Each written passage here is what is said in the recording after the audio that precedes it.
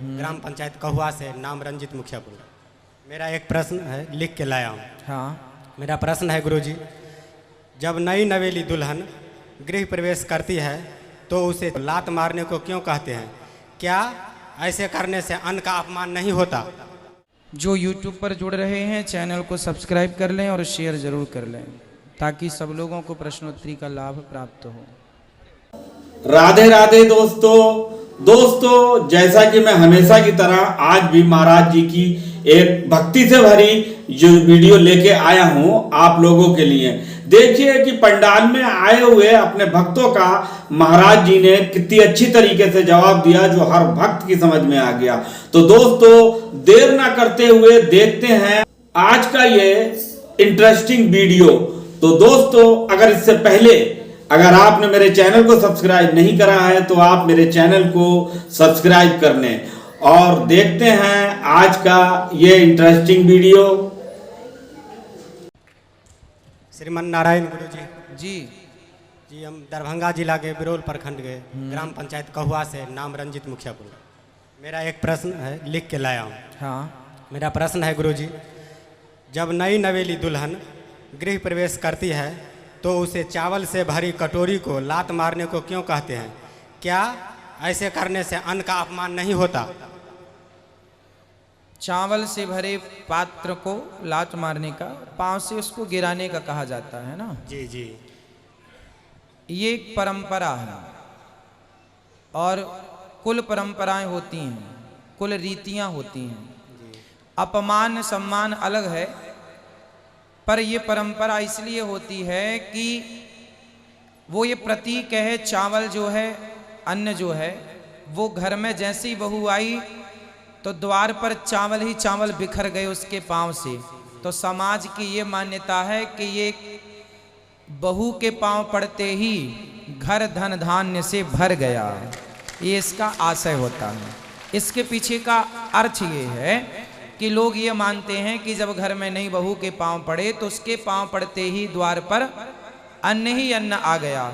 मतलब हमारे घर पर ये लक्ष्मी स्वरूपा जो स्त्री प्रवेश कर रही है ये अन्नपूर्णा का ही स्वरूप है, जो इसके आते ही घर में अन्न ही अन्न बिखर गया।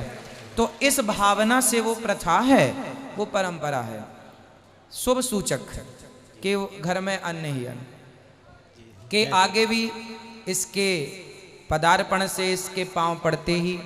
दूसरा ये है ना कि यदि किसी स्त्री में कोई दोष होता है तो उसके दोषों को इस प्रकार से समाप्त कर दिया जाता है कि उसके दोषों को गुणों में बदल दिया जाता है कि देखो ये भी आई आपके घर में तो धन धान्य से आपका घर भर गया। एक छोटी सी ये मानसिकता आज भी समाज में चल रही है और ये गलत नहीं है यदि लौकिक परंपराएं हैं तो। अपमान नहीं है। किसान देखो, जब अपन लोग आजकल तो थ्रेसर हो गई है, हार्वेस्टर हो गई है, पहले के ज़माने में बैलों से गहाई होती थी, है ना। उस समय किसान खुद चलता था, अन्न को कूटा जाता था, उसको पाँव से ही बैल चलते तो पीछे पीछे चलना पड़ता था, तो पाँव के नीचे ऊपर तो होते ही था पहले से, तो वो अपमान नहीं है। अन्न तो तब शुद्ध होता है जब खाने के लिए हम उसे धुलते हैं, इसलिए अन्न को धुलकर प्रयोग किया जाता है। आटे को चलनी से चालकर और चावल को धुलकर, धुलने से उसके सारे दोष समाप्त हो जाते हैं। जी गुरु जी। और एक कथा में सुने थे जो खाना परोस के जब सामने रखा जाए उसमें अगर पैर लग जाए तो वो खाना नहीं खाना चाहिए। ये इसीलिए हमें ये प्रश्न हुआ। हाँ, वो पका हुआ है ना। जी जी, वो पका हुआ है। यहाँ अभी जो चावल है वो कच्चा है। वो कच्चा चावल आपने देखा होगा, किसान जब बोरे से लाके खेत से घर में भरता है तो अन्न के ऊपर ही ना चढ़ के ऊपर छलनी लगाता है एक के ऊपर एक। वो अभी कच्चा और पक्के में थोड़ा सा अंतर समझो। कच्चा चावल तो जैसे गाय खाती है तो गाय को गेहूं खवाया जाता है और गाय के गोबर से जब वो गेहूं निकलता है तो उस गेहूं को धोकर सुखाकर पीसकर उसकी रोटी खाई जाती है। इस प्रकार के रोटी खाने से कहते हैं निह संतान को संतान की प्राप्ति होती है ना। तो ये अन्न जो है वो अभी कच्चा है, इसलिए वो गाय के गोबर का भी यूज हो गया, पर पका हुआ अन्न का तो यूज नहीं हो सकता। इसलिए वो जो थाली में लात लगने वाली परंपरा है वो पका हुआ है, जो पांव से लोटे में भरा गिराने वाली परंपरा वो कच्चा है, इसलिए कच्चा पक्का समझो। जय श्री राधे गुरु जी। राधे राधे।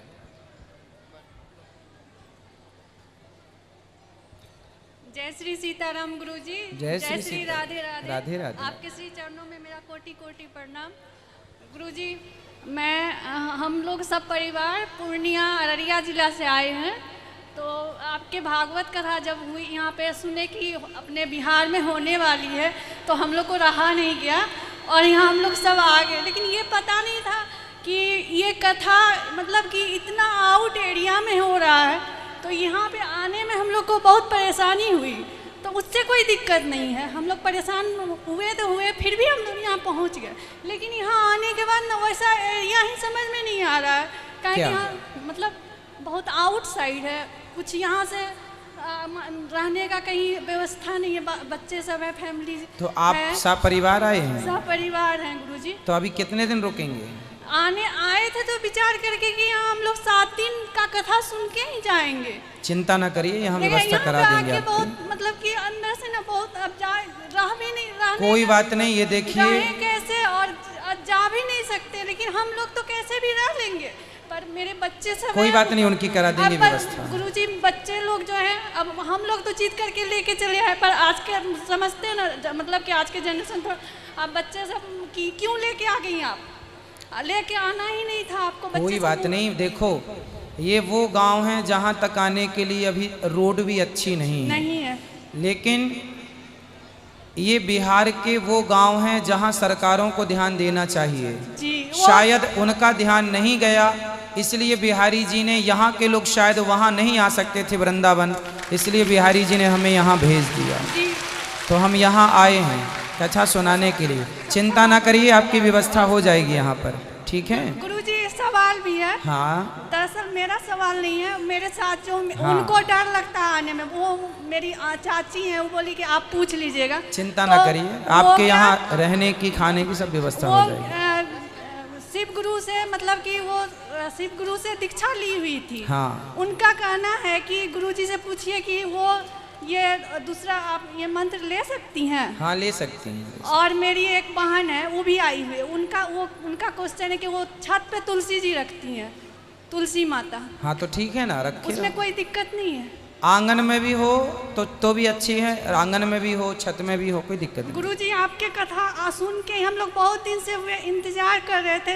हम लोग वृंदावन जाने का हमेशा सोचते, पर ऐसी स्थिति हमारे घर की है कि हम बता नहीं सकते। फिर कोई बात नहीं, यहाँ हम लोग बहुत उम्मीद आशा से आए हैं कि यहाँ कोई ना कोई व्यवस्था तो जरूर ही हो जाएगा। चिंता ना करिए। लेकिन यहाँ आने के बाद हम लोग को समझ में नहीं आ रहा है। कोई बात नहीं, बोल दिए ना, हो जाएगी, आप परेशान बिल्कुल ना होइए। यहाँ के लोग बहुत अच्छे हैं, यहाँ की सड़कें अच्छी नहीं हैं पर लोग अच्छे हैं।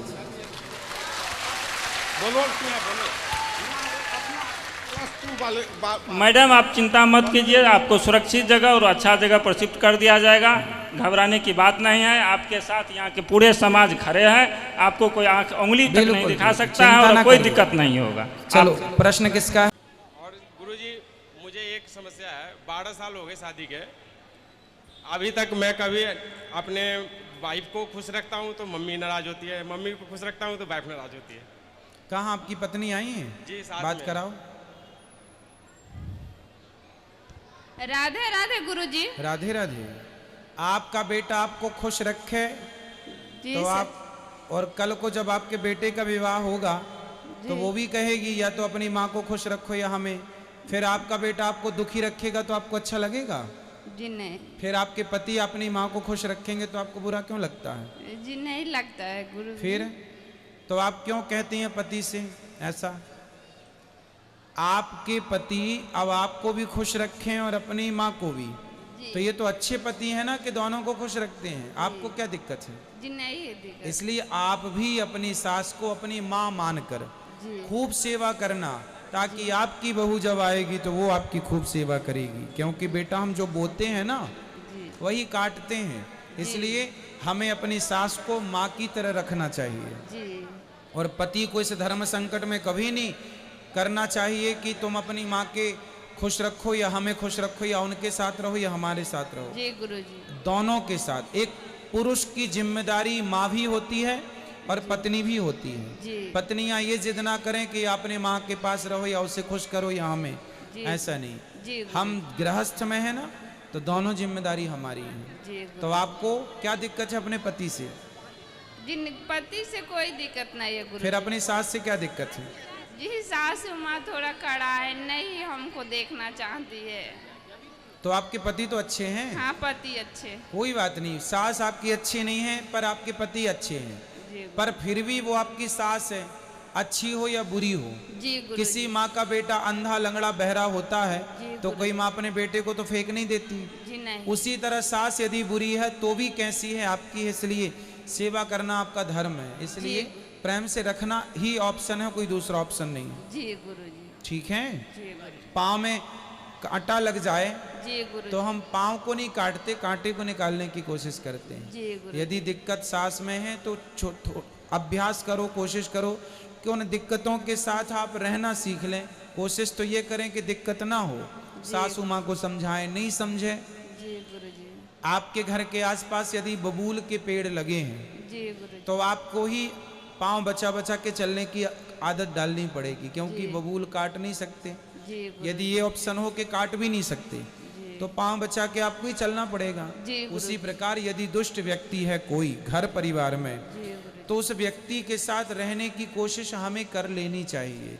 या तो सुधारो उसे, नहीं सुधरता तो अब अभ्यास हमें करना है। या तो सामने वाले को बदल दो, जी वो नहीं बदलता तो अपने आप को बदल लो। जी गुरु जी। ठीक है राधे राधे गुरु जी। बेटा, यहाँ ले आना माइक अब आगे। तो दोस्तों देखा आपने, महाराज जी ने आज भी हमेशा की तरह अपने भक्तों को कितनी अच्छी तरीके से समझाया है। अगर आप लोगों को ये वीडियो पसंद आता है तो आप इस वीडियो को लाइक व शेयर करें और इस वीडियो को ज्यादा से ज्यादा भक्तों तक पहुंचाएं। मैं आपको मिलूंगा ऐसी ही भक्ति से भरी वीडियो लेकर इसी चैनल पर। जब तक के लिए राधे राधे, जय श्री राधे।